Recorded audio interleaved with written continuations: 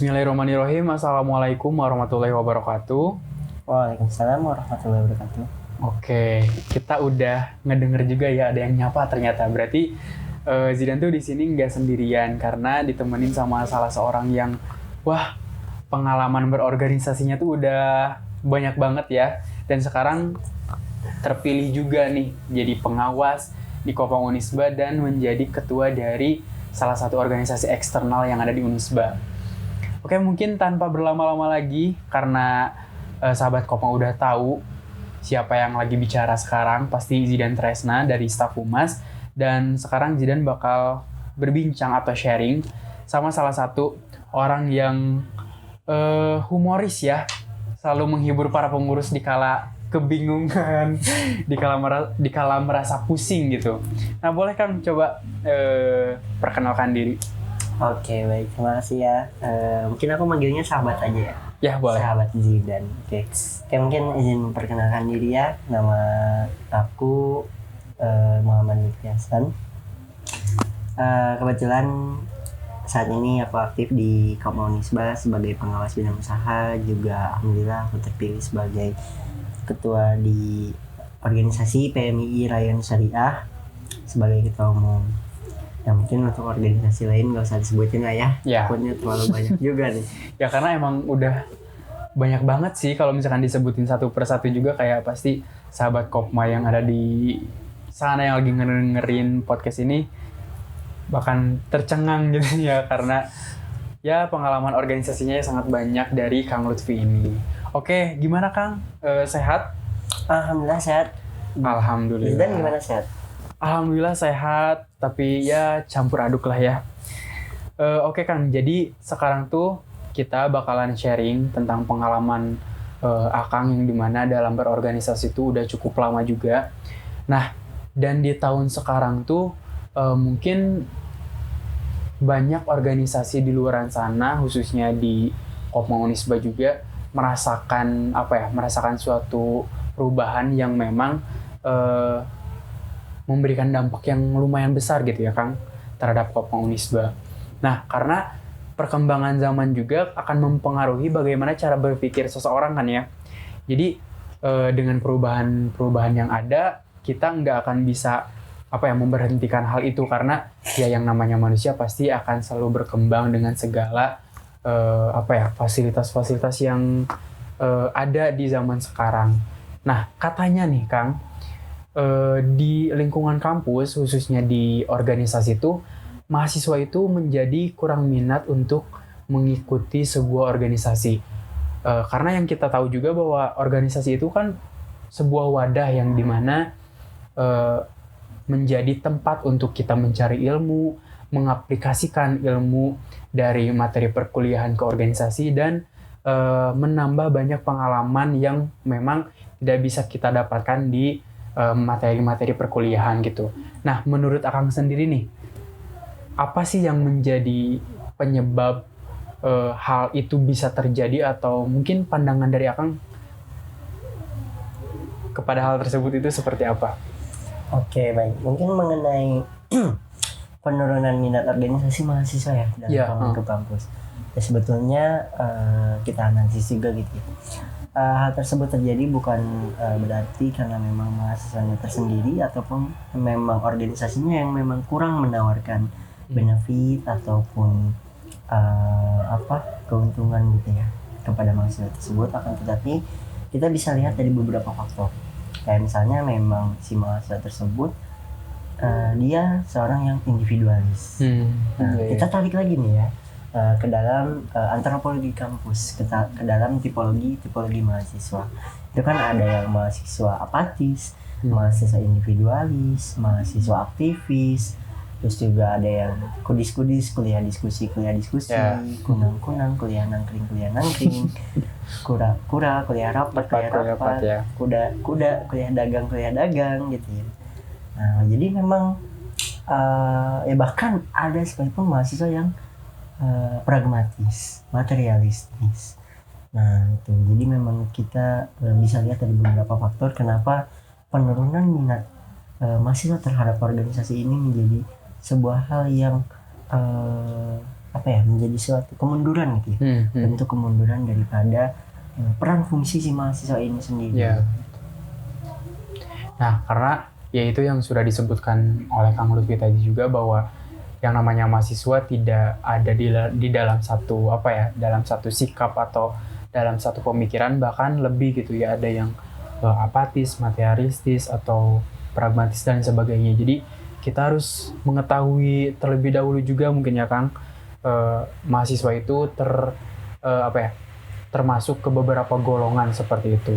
Nah, karena ini tuh ngebahasnya secara general aja ya, bukan di Unisba tempat kita berkuliah, tapi secara general. Dan karena kenapa pembahasan ini diangkat di podcast Kopma Berbisik, Zidan tuh udah beberapa kali ngeliat VT-VT yang ada di TikTok Kang, terus ada juga sempet yang nge-share di Instagram ya melalui direct message. Katanya memang mahasiswa itu di zaman sekarang atau khususnya di tahun itu memiliki penurunan terhadap ketertarikan berorganisasi seperti itu. Nah, Akang yang mempunyai pengalaman cukup banyak dalam berorganisasi, nah dari Akang sendiri, kenapa bisa berminat untuk mengikuti organisasi ini dan itu gitu Kang? Oke, jadi kita sharing mungkin ya. Iya, sharing aja. Gini mungkin ya. Kalau dari Akang pribadi mungkin, karena mungkin dari SMA sendiri Akang tuh sangat menyukai organisasi. Nah, terlebih kan Akang aktif di OSIS SMA, waktu itu 2 kali masa periode. Terus juga mungkin dari situ Akang merasa kurang, Akang merasa kecewa. Nah, berangkat daripada kekecewaan itu, Akang punya tekad, punya niat bahwa Akang harus menjadi seorang aktivis, menjadi seorang organisatoris untuk mungkin menyokong ataupun menyiapkan orientasi masa depan Akang. Kedepannya akan menjadi seperti apa, kita tidak tahu akan sukses ataupun dibesarkan oleh organisasi apa. Nah, oleh karena itu ya mungkin bisa dibilang gitu, Akang waktu itu kenapa terlalu banyak ambil organisasi, ya Akang pengen tahu kultur dan pengalaman masing-masing setiap organisasi. Dan ternyata memang tidak bisa dipaksakan, kita sendiri itu mempunyai passion, kita sendiri mempunyai jalan. Jadi memang pada jalannya, singkat waktu, dari semua organisasi yang Akang ikutin, itu nggak semua berjalan dengan baik gitu ya. Jadi memang ada beberapa organisasi yang Akang fokusin, kayak misalnya Kopma Unisba, terus juga Akang aktif di organisasi eksternal kayak Menlu Unisba, PMI Unisba, terus juga dari aksesnya dari Kopma ada FKKMI Jawa Barat, gitu ya, Akang jadi pengurus juga. Jadi memang singkat ataupun seiring berjalannya waktu, kita menemukan hal-hal yang memang menjadi titik kenyamanan kita.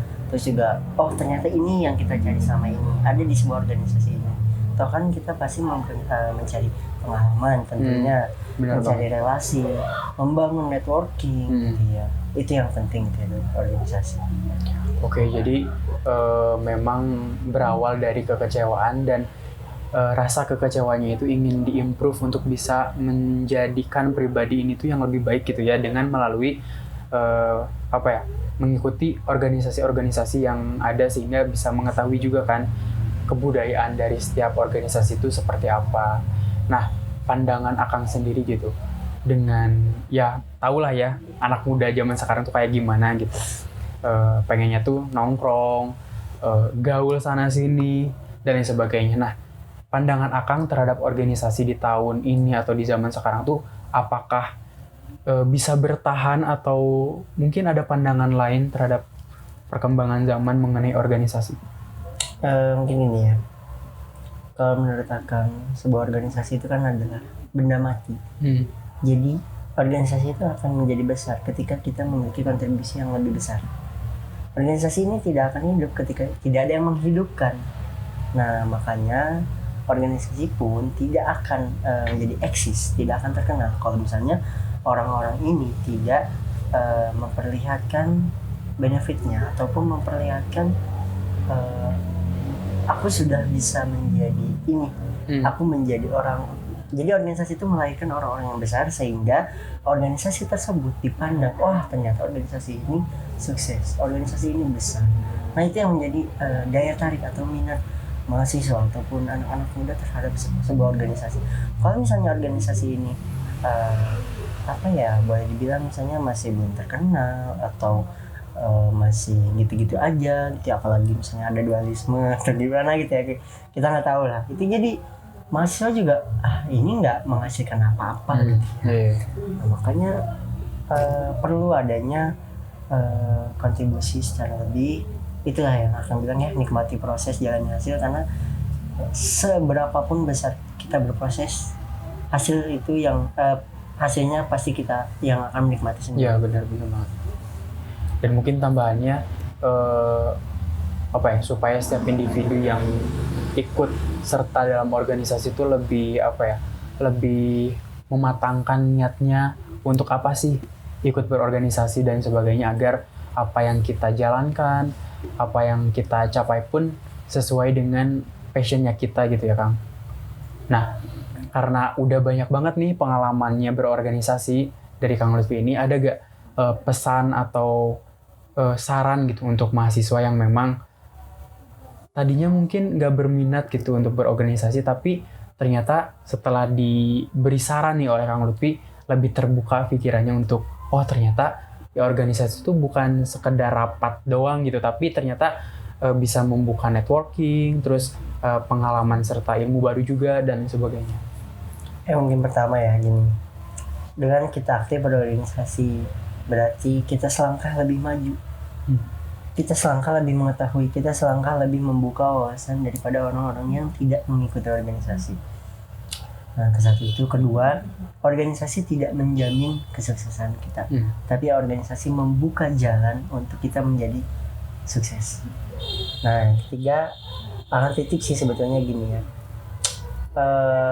Banyak hal yang terjadi mungkin dari organisasi sendiri itu kan, pengurus-pengurus yang memang apa ya, dia belum mendapatkan hal yang dia inginkan, tapi sudah sampai sejauh mana dia berkontribusi, sudah sampai sejauh mana dia berproses, sehingga orang tersebut ataupun orang lain melihat, wah gila, dia bisa bangun podcast, dia bisa bangun ini, dia bisa public speaking dengan baik, dia bisa administrasi dengan rapi dan lain sebagainya. Itu dari mana?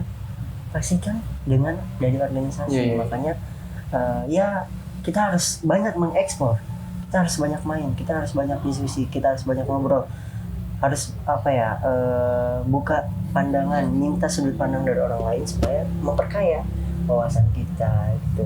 Jadi memang ya, jadi pengurus ataupun kita aktif organisasi pun jangan hanya pengen enaknya aja gitu kan, gitu ya. Orang kan hanya melihat ini gini gitu ya. Makanya ya harus disertai dengan proses supaya kita bisa menjadi orang yang sukses dan besar.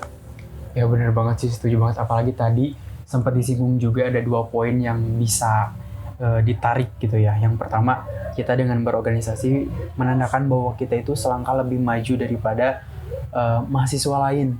Nah yang kedua, dengan berorganisasi itu kita tidak bisa menjamin kesuksesan di masa depan, tapi membuka peluang untuk mendapatkan jalan untuk sukses gitu ya Kang.